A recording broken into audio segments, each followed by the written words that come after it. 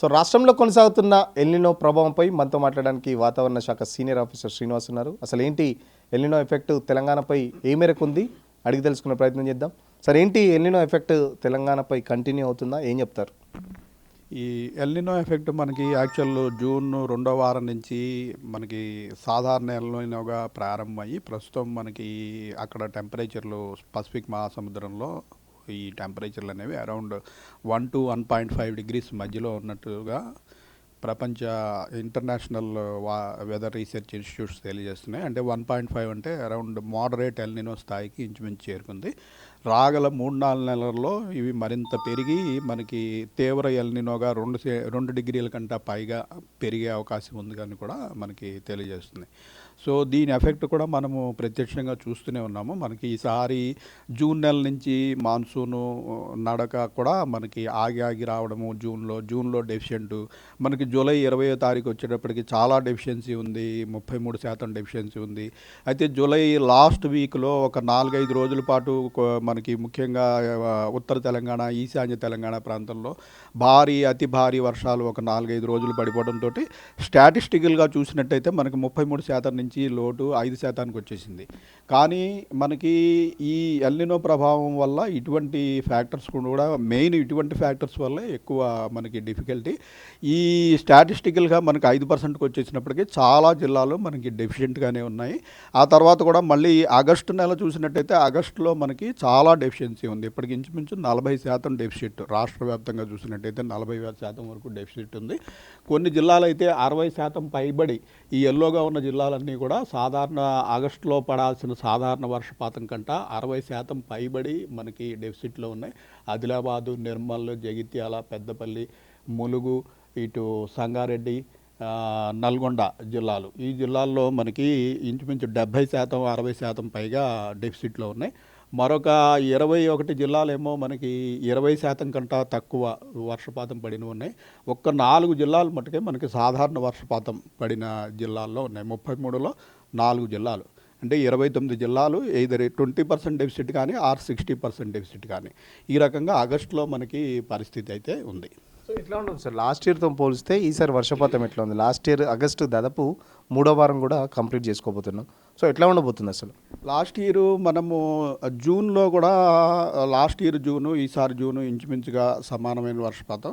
అలాగే జూలైలో కూడా మనకి 33% లోటు ఉన్నప్పటికీ చివరి వారంలో పడిన విపరీతమైన వర్షాల వల్ల జూలై కూడా ఫైనల్గా వచ్చేటప్పటికి ఇంచుమించుగా 2 సమానంగానే ఉన్నాయి. అయితే ఆగస్టు నెలలో లాస్ట్ ఇయర్ పుష్కలంగా వర్షాలు పడాయి. ఈసారి ఆగస్టులో మనకి పూర్తిగా ఆల్మోస్ట్ డ్రై ఉంది.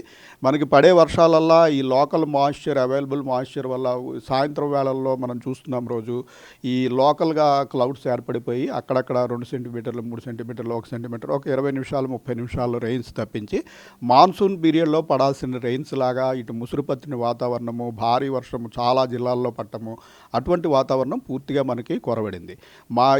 మనకి ఆగస్టులో కూడా 2 అల్పపీడనాలు అయితే ఏర్పడటం జరిగింది. ఈ 2 అల్పపీడనాలు కూడా మనకి వాయువ్య బంగాళాఖాతంలో అటు ఉత్తర ఒరిస్సా, వెస్ట్ బెంగాల్ తీరాల్లో ఏర్పడటంతో మనకి చాలా దూరంగా ఉండి మన మీద చాలా తక్కువ ఎఫెక్ట్ ఉండి ఆ తర్వాత అవి క్రాస్ అయ్యాక కూడా అటు మనకి వాయువ్య దిశలో వెళ్ళిపోవడం వల్ల ఎక్కువగా ఛత్తీస్గఢ్, బీహార్ ఈ ప్రాంతం అంతా మంచి వర్షాలు పడుతుండగా మనకి మటుకు ఆగస్టులో ఈ రకమైన డెఫిషియన్సీ కొనసాగుతుంది. ఎల్నినో ప్రభావం మన పక్క రాష్ట్రంతో ఏపీతో పోల్చుకున్నా కూడా, లేకపోతే దేశవ్యాప్తంగా ఏ రాష్ట్రాల మీద ఎట్లా ఉంది ఎల్నినో ప్రభావం సంబంధించి, అంటే వర్షపాతం ఎట్లా ఉంది, ఏం చెప్తారు?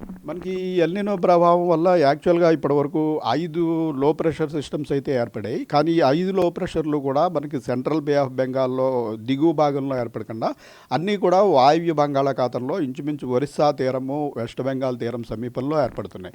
సో ఈ అల్పపీడనాలు ఏర్పడినప్పుడు యాక్చువల్గా అది ఎల్నినో పీరియడ్ ఏమైనప్పటికీ మంచి వర్షాలు పడే అవకాశం ఉంటుంది.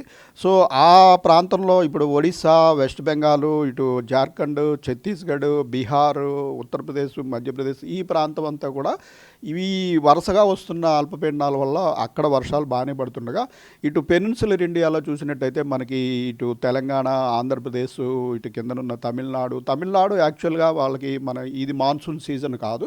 మన మాన్సూన్ సీజన్ అయిపోయిన తర్వాత నార్త్ ఈస్ట్ మాన్సూన్, ఈశాన్య ఋతుపవనాలు వస్తాయి. ఈశాన్య ఋతుపవనాల్లో మనకి సౌత్ ఆంధ్రప్రదేశ్ అలాగే తమిళనాడులో వర్షాలు పడతాయి. సో ఆ ప్రాంతం వదిలేసినా కూడా కేరళలో కూడా పెద్దగా వర్షాలు లేవు. మహారాష్ట్ర, కర్ణాటకలో కూడా జూలై నెలలో ఒక వారం పాటు విపరీతమైన వర్షాలు, ఇంచుమించు జూలై నెలలో పడాల్సిన రెయిన్ అంతా కూడా 3 రోజుల్లో పడిపోయింది అక్కడ. ఆ తర్వాత అక్కడ కూడా పెద్దగా రెయిన్స్ లేవు. ఓవరాల్గా ఇటు సదర్న్ పెనిన్సులాలో వర్షాలు అయితే తక్కువ ఉన్నాయి. సో అంటే మన కనీసం తెలంగాణలో పడట్లేదు, పైన మహారాష్ట్రలో కానీ కర్ణాటకలో పడితే కానీ మన డ్యాములు కూడా నిండని పరిస్థితి. సో అక్కడ ఎట్లా ఉంది? మహారాష్ట్ర కానీ కర్ణాటక సేమ్ ఇటువంటి సిచ్యువేషన్ ఉందా, ఎట్లా ఉన్నది? ప్రస్తుతం ఈ సదరన్ పార్ట్ అంతా కూడా ఇటువంటి సిచ్యువేషనే ఉంది. రాగల 5-6 రోజుల వరకు కూడా పెద్దగా మనకేమీ సిస్టమ్స్ కనపడటం లేదు. అయితే మనకి ఈ మంత్లీ ఫోర్కాస్ట్ మనం గత నెల రిలీజ్ చేసిన దాంట్లో ఆగస్టు నెలలో మనకి సాధారణం కంటే ఎక్కువ వర్షాలు పడే అవకాశం ఉందని మనకి ఫోర్కాస్ట్ రావడం జరిగింది. అయితే ఇప్పటికీ 40% లోటు ఉంది. మనం 20వ తారీఖు వరకు చేరుకున్నాం. రాగల 24, 25 తారీఖుల వరకు పెద్దగా సిస్టమ్స్ కనపడటం లేదు. ఈ లాస్ట్ వీక్లో మనకి ఈ నెలాఖరు నాటికి ఏదైనా సిస్టమ్ ఒకవేళ మధ్య బంగాళాఖాతంలో ఇటు కోస్తా ఆంధ్ర తీరంలో ఏర్పడినట్టయితే జూలై నెలలో పడినట్టుగా విపరీతమైన వర్షాలు పడి ఈ లోటు చాలా వరకు తగ్గడానికి కొంత అవకాశం ఉంటుంది. అయితే అది మనం ఈ మాన్సూన్ సీజన్లో ఈ సిస్టమ్స్ ఏర్పడే పరిస్థితి మనం ఒక 4-5 రోజుల ముందే తెలుస్తుంది. కానీ 10-15 రోజుల తర్వాత పలానా చోట సిస్టమ్ ఏర్పడుతుంది అని చెప్పడం కష్టము. దానికి కరెక్ట్నెస్ కూడా కరెక్ట్గా ఉండదు. సో రాగల 4-5 రోజుల్లో అయితే పెద్దగా సిస్టమ్స్ లేవు. కానీ మనకి మంత్లీ ఫోర్కాస్ట్లో లార్జర్ ఫినామినా అంతా తీసుకుని క్యాలిక్యులేట్ చేసిన దాంట్లో అయితే ఆగస్టులో ఎక్కువ వర్షాలను ఉంది. కాబట్టి ప్రస్తుతం మనం భావించవలసింది ఏంటంటే 25-30 తారీఖుల మధ్యన ఏదైనా సిస్టమ్ ఒకవేళ పశ్చిమ మధ్య బంగాళాఖాతం దిగువ భాగంలో ఏర్పడినట్టయితే మనకి వర్షాలు పడే అవకాశం ఉంది. అదర్వైజ్ సెప్టెంబర్లో కూడా మనకి లాంగ్ టర్మ్ ఫోర్కాస్ట్లో తక్కువ వర్షపాతమే సూచిస్తుంది. ఆ రకంగా ఏది సిస్టమ్ ఏర్పడినట్టయితే ఇంకా మళ్ళీ ఇబ్బందికర పరిస్థితే కొనసాగే అవకాశం ఉంటుంది. మాన్సూన్ దాదాపు ఆగస్టు 3వ వారం కూడా కంప్లీట్ అవుతుంది. సో సెప్టెంబర్లో కూడా వర్షాలు లేవంటున్నారు. సో సెప్టెంబర్ తర్వాతన మళ్ళీ ఏమైనా అక్టోబర్లో కానీ ఆ తర్వాత కూడా కొన్ని వర్షాలు పడుతూ ఉంటాయి, అన్ సీజన్లో కూడా వర్షాలు పడుతుంటాయి. సో అట్లా ఏమన్నా గమనించారు? మనకి యాక్చువల్గా సెప్టెంబర్ 30వ తారీఖుకి మాన్సూన్ ఎండింగ్ అయినప్పటికీ యాక్చువల్గా మన దగ్గర నుంచి ఋతుపవనాలు పూర్తిగా వెళ్ళిపోవడానికి ఇంచుమించు అక్టోబర్ 2వ వారం 3వ వారం వరకు కూడా అవుతుంది. మనకి మొదట్లో జూన్ 1వ తారీఖు నుంచి ఎట్లాగైతే మాన్సూన్ అనుకుంటాం, కానీ మనకి 15వ తారీఖుకి తెలంగాణలోకి ప్రవేశిస్తాయి. అలాగే తెలంగాణ నుంచి పూర్తిగా వెతడి రావడానికి కూడా అక్టోబర్ 1-2 వారాలు కూడా మనకు మాన్సూన్ సీజన్గానే అంటే మన క్యాలిక్యులేషన్స్లో మటుకు సెప్టెంబర్ 30 తోటి ఈ అమౌంట్స్ ఇవన్నీ మనం టాలీ చేయము. కానీ బట్ పూర్తిగా ఋతుపవనాలు మనకి నిష్క్రమణ అవడానికి అక్టోబర్ 2వ వారం వరకు ఉంటుంది. అక్టోబర్ తర్వాత అక్టోబర్-నవంబర్ నెలల్లో ఈశాన్య ఋతుపవనాల్లో యాక్చువల్గా తెలంగాణలో వర్షం పడవు. కానీ మనకి దక్షిణ కోస్తా ఆంధ్రప్రదేశ్, ఇటు నెల్లూరు, చిత్తూరు, అనంతపూరు ఈ ప్రాంతంలోనూ అలాగే తమిళనాడులోనూ వర్షాలు పడతాయి.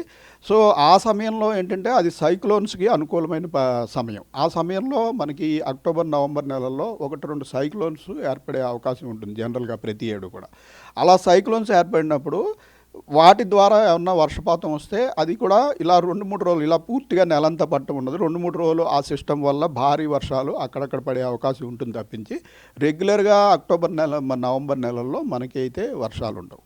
సో హైదరాబాద్ సంబంధించి ఏంటి సార్, ఉష్ణోగ్రతలు ఏమైనా పెరిగాయి? ఎందుకంటే ఉక్కపోత వాతావరణం కూడా గత 2-3 రోజులుగా పెరిగిన పరిస్థితి. సో హైదరాబాద్లో ఎట్లా ఉంది వర్షంకి సంబంధించి? హైదరాబాద్లో మనకి ఈ 3 జిల్లాలు కూడా ప్రస్తుతం ఆగస్టు నెలలో చూసినట్టయితే 20% పైగా లోట్లో ఉన్నాయి. అలాగే జూన్ నెల నుంచి ఇప్పటి వరకు చూసినా కూడా 2 జిల్లాలు మనకి రంగారెడ్డి జిల్లా తప్పించి ఇటు Medchal, Malkajgiri and Hyderabad districts more than 20% లోట్లో ఉన్నాయి.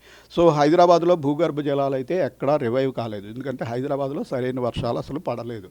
మొత్తం జూన్ 1వ తారీఖు నుంచి ఇప్పటి వరకు చూసినట్టయితే లోటు వర్షపాతమే కొనసాగుతోంది. సో మనకి భూగర్భ జలాల మీద మనకి ఇక్కడ ఒత్తిడి బాగా ఉంటుంది. 1.3 కోట్ల ప్రజలు నివసిస్తున్నందున విపరీతమైన వాటర్ యూసేజ్ ఉంటుంది. అయితే లక్కీగా మనకి జూలై నెలలో ఇటు పశ్చిమ తీరంలో పడిన అతి భారీ వర్షాల వల్ల మనకి గోదావరి, కృష్ణా నదుల్లోకి నీళ్లు రావడం వల్ల మన డ్యాములు కొంతవరకు నిండినాయి.